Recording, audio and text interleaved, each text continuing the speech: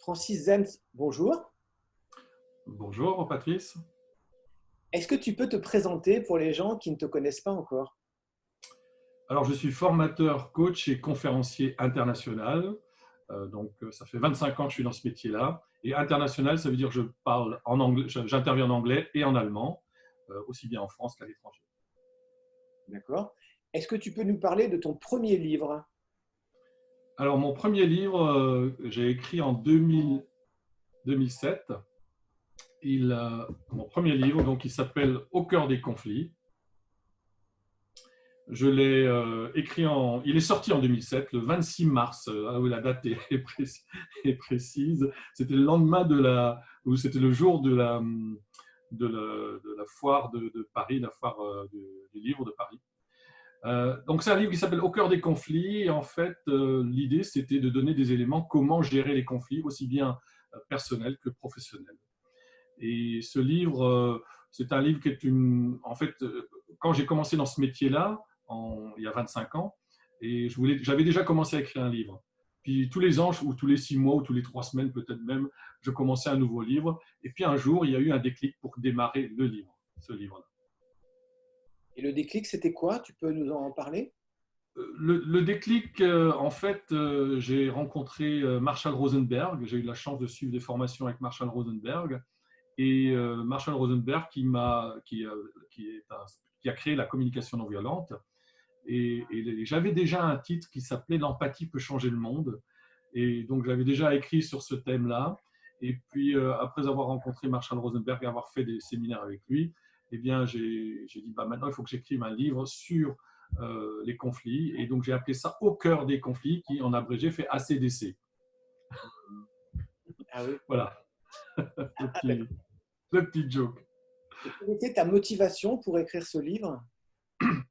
Alors, je crois que la motivation pour écrire celui-ci ou n'importe quel livre, c'est de partager un peu son savoir, ce que j'ai appris, parce que en 25 ans et à l'époque, donc au bout de 10 ans, j'avais suivi pas mal de séminaires, de formations, j'avais lu beaucoup de livres et je me dis, il faut partager cette connaissance pour que les gens communiquent plus efficacement. D'accord. Donc, c'est un livre papier. Est-ce qu'il existe en version numérique? Alors, ce livre-là est uniquement un livre papier. Il n'existe pas en numérique. Donc, il est sorti en 2007. Il n'y avait pas encore le numérique à ce moment-là, ou du moins, ça commençait peut-être. Et voilà. Il est publié chez quel type d'éditeur?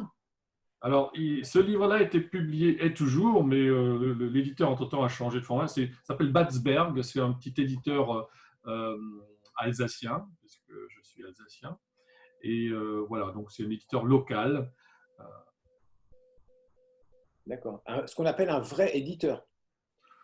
Alors, toi, tu connais mieux le monde de l'édition que moi. Mais oui, oui, il y avait une relation humaine, un échange. Ce que je veux dire, c'est que tu sais, il y a les éditeurs à compte d'auteur qui sont considérés comme des prestataires de services plus que. Oui. Donc là, c'est un vrai éditeur qui a pris en C'est charge. un vrai éditeur, c'est ça, tout à fait. Voilà, qui existe toujours, même si c'est plus le même propriétaire. D'accord. Est-ce que tu peux nous raconter plutôt comment ça s'est fait? Comment tu l'as écrit? Comment ça s'est déroulé pour toi entre le déclic et puis la sortie du livre? Alors, j'ai commencé à l'écrire. Alors, c'était assez facile parce que, alors peut-être si j'ai écrit ce livre-là, parce que la communication non violente, c'est relativement simple à la base, même si c'est beaucoup plus profond que ça, et je sais que tu connais le sujet aussi. Et elle est basée sur 4 approches, l'observation, le sentiment, le besoin et la demande. Donc, c'est quatre approches. Donc, déjà, il y avait une structure. Ça m'a tout de suite donné une structure d'écriture de livre, parce que la difficulté, c'est de structurer son livre, d'avoir un plan. Et là, donc, j'avais un plan qui s'est présenté de lui-même. Et puis, j'ai commencé à écrire, mais à un moment donné, ça s'est arrêté. Donc, j'avançais plus. Et j'ai eu de la chance, j'ai rencontré en 2006, pardon, au mois de septembre, une personne un peu comme toi, mais c'était un Américain, un conférencier, et son sujet, c'était d'aider les personnes à écrire des livres. Et il m'a donné un conseil précieux. Il m'a donné plein de conseils parce qu'on a eu un échange d'une heure. Et il m'a dit, Francis, tu commences par écrire la 4e de couverture. Et ce qui veut dire par là, quand tu commences à écrire un livre, au début, tu ne sais pas très précisément où tu vas. Et donc, tu as une vague idée. Et au fur et à mesure que tu avances, tu réécris ta 4e de couverture. Et alors, cet ami qui s'appelle Dan Pointer, qui nous a malheureusement quitté ce monde, euh, il m'a vraiment impulsé de nouveau de la motivation à réécrire, ce qui fait que 3 mois plus tard, le livre était terminé. Donc en décembre, j'avais terminé l'écriture, même si ce n'est pas un livre très, très épais, mais il était terminé, ce qui fait que 3 mois plus tard encore, le livre est sorti. Bravo. Voilà. Donc nous avons souvent besoin d'impulsion, de quelqu'un qui nous motive, hein, parce que ce n'est pas forcément évident. On commence le projet, ça c'est facile parce qu'on est motivé au début, puis à un moment donné, la motivation s'essouffle un peu parce qu'on se dit à quoi ça sert, ou on ne voit pas très précisément où on va. Et là, justement, cette rencontre, une chance, hein. Petit clin d'œil à mon deuxième livre. Voilà. Est-ce qu'il y a d'autres personnes qui t'ont aidé, accompagné, conseillé à une étape du livre ou... Oui. Alors, moi, je ne suis pas alors, il y a une distinction entre auteur et écrivain, hein. Toi, je pense que tu peux te qualifier d'écrivain. Moi, je suis un auteur.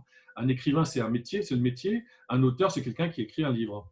Et comme si tu veux, ma langue maternelle étant l'alsacien, le français, ce n'est pas mon fort. Ce qui fait que j'ai beaucoup de personnes pour mon premier livre qui m'ont aidé à corriger, aussi bien en termes de syntaxe, de vocabulaire, de style. Et donc, heureusement qu'il y avait ces personnes-là qui m'ont aidé. Ça m'a aussi permis d'apprendre aussi un peu mieux le français, enfin, en termes d'écriture. Et donc, j'ai fait des progrès. D'accord. Donc, en tout, ça t'a pris combien de temps Le premier livre, il m'a pris en tout 2 ans, si tu veux. À partir du moment où j'ai commencé le projet, à partir du moment où il est sorti, il s'est écoulé 2 ans. D'accord. Est-ce que tu es satisfait du résultat? Alors, à l'époque, j'étais satisfait du résultat. J'étais tout fier parce que c'est comme un bébé, hein, quelque chose, aller jusqu'au bout de son rêve, sachant que j'avais déjà, depuis plus de 10 ans, ce rêve d'écrire un livre. Donc, j'étais fier, même si aujourd'hui, avec le recul, je me dis, j'écrirai plus ce livre de cette manière-là, je l'écrirai totalement différemment, étant donné que, entre-temps, j'ai appris beaucoup de choses aussi, à la fois sur le sujet et aussi sur comment écrire un livre. Alors, qu'est-ce que tu changerais justement dans ta façon d'écrire et de travailler? Eh bien, déjà, je définirais clairement quel est le message, hein. Enfin, même si Dan, en cours d'écriture, m'a dit écris ta 4e de couverture, mais qu'est-ce que tu veux vraiment partager? Et ça, c'est pas forcément évident de savoir précisément quel est le but de l'écriture de ce livre. Et même si ça se précise au fur et à mesure de l'écriture, mais c'est très important de réfléchir là-dessus, au fur et à mesure qu'on avance dans l'écriture de ces livres. Et ça m'amène à mon deuxième livre qui, lui, était un peu plus, comment dire, plus précis sur quel était l'objectif. C'était de montrer comment on peut avoir plus de chance dans la vie. Hmm. D'accord. Est-ce que tu connais les chiffres des ventes de ton premier livre? Alors, non, pas précisément. Je pense que le plus grand client, c'était moi-même. Ouais, non, en fait, je crois qu'ils ont édité 2000 exemplaires à l'époque. Et donc, voilà, il n'y en a peut-être pas beaucoup qui se sont vendus, il y en a peut-être 500, 600. L'éditeur a déposé le bilan, ce qui fait que j'ai racheté le reliquat de livres, qui fait que ça me permet de les vendre ou de les offrir à l'occasion, quoi. Voilà. Mais je sais que l'éditeur actuel en a toujours un petit peu en stock. Qu'est-ce que ça t'a apporté en fait d'écrire ce livre, outre le plaisir de réaliser ton rêve? Déjà, montrer que moi j'étais en 6e de transition. Alors, je ne sais pas si ça parle peut-être pas tout le monde. J'étais dans l'école des nuls, hein, et donc je n'ai pas pu faire un cursus scolaire normal. Et j'étais dans l'école des nuls parce que j'étais nul en français, en grammaire, en orthographe. Et donc, quelque part, je me dis finalement, malgré cela, j'ai quand même pu écrire un livre, même si ce n'est pas forcément un grand roman, même si ce n'est pas en termes de style littéraire ce qu'il y a de mieux, mais j'ai réalisé ce rêve. Bravo. Alors, qu'est-ce que tu as changé par rapport au deuxième livre? Alors, dans le deuxième livre, eh bien, le deuxième livre, alors là, il y a eu un démarrage très précis, hein, une date précise où le livre s'est concrétisé. Mais quand un livre se démarre, c'est qu'on a déjà travaillé sur le sujet quelque part pendant des semaines, des mois, voire des années, qui fait qu'à un moment donné, pour moi, un livre, c'est quelque chose c'est de la cristallisation. C'est comme le carbone qui se transforme en diamant, c'est de la cristallisation. Et alors, la différence, c'est que dans le deuxième livre, c'est plus personnel. Autant le premier, j'ai repris la structure de Marshall Rosenberg. C'était plutôt mécanique, c'était un peu rigide, un peu en lien avec ma formation d'ingénieur. Alors que le deuxième livre, c'est beaucoup plus personnel. Et là, c'est venu beaucoup plus spontanément, l'écriture des chapitres. Donc déjà ça, et c'est un plaisir de mettre noir sur blanc ou de taper sur un document Word ces idées, ce qu'on a dans la tête. Est-ce que tu pourrais donner un conseil aux gens qui nous regardent et qui ont envie justement de passer à l'acte comme toi et moi? Eh bien, je dirais que souvent, le problème, on parle de la page blanche, etc. Je crois qu'il ne faut pas se poser cette question, tiens, je vais écrire un livre. C'est que parfois, il y a des idées qui traversent notre tête, notre esprit, ou simplement en entendant quelque chose, on se dit, tiens, ça me donne une idée. Eh bien, il suffit de noter cette idée-là, même si c'est qu'une ligne. Peut-être qu'elle va faire son chemin et on aura une autre idée par ailleurs. Ou alors, surtout, je crois que c'est Balzac qui disait ça, observez votre vie et écrivez-la. Et finalement, il suffit d'écrire ce qu'on vit et on s'en rend compte qu'il y a beaucoup d'anecdotes qu'on peut partager, qui sont nécessaires de partager parce qu'on a tous besoin d'entendre des histoires motivantes. Est-ce que je peux partager une histoire avec toi? Oui, bien sûr. Viens donc réaliser 50 lives, 50 émissions sur Facebook. Et à la fin, j'ai découvert une synchronicité, par hasard, une anecdote de Franz Kafka. Et Franz Kafka raconte qu'à la fin de sa vie, il allait se promener dans un parc et il rencontre une fille qui cherchait sa poupée. Alors, ils se mettent à chercher ensemble cette poupée. Et puis, il ne la trouve pas. Le lendemain, Franz Kafka lui dit, eh bien, je reviens demain pour la chercher avec toi. Et comme ça, tous les jours, ensemble, ils cherchent la poupée. Mais le lendemain, il revient avec une lettre de la poupée en disant « Je suis parti en vacances, en voyage ». Et comme ça, la poupée écrit à la petite fille tous les jours.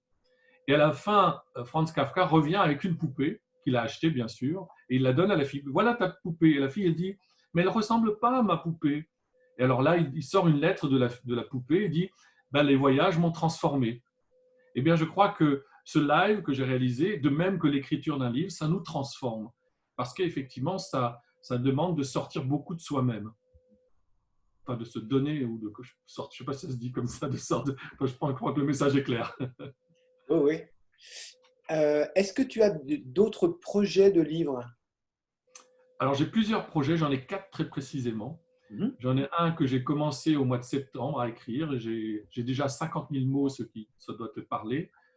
Peut-être même 60 000, j'approche. Bon, il a besoin d'être retravaillé, etc. Mais c'est vraiment un livre qui me tient à cœur. Ce n'est peut-être pas le premier que je vais sortir. J'en ai 2 autres que j'ai commencé depuis ce live. Un, c'est d'écrire l'histoire du live, qui s'appelle Rock Your Life. Et ça, il suffit que je reprenne les vidéos et que je mette noir sur blanc les principales idées. Et j'ai aussi eu l'idée de créer un livre qui s'appelle Le capillotracteur.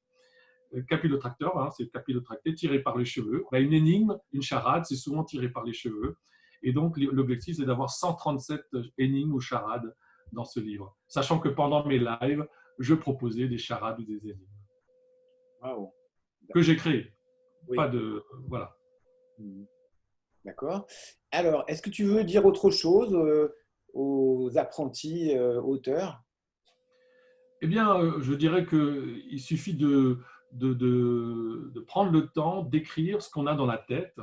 Et parfois, ce qu'on a dans la tête, ça vient à 2 heures du matin, ou à des moments inattendus. Et c'est qu'il faut toujours être pris. Et il ne faut pas croire que si on ne l'écrit pas tout de suite, 5 minutes après ou 1 heure après, on a oublié. Et parfois, on a des bonnes idées dans la tête et il faut juste prendre ce temps-là. Et finalement, s'il fallait donner un truc ou une astuce, c'est de tenir un journal.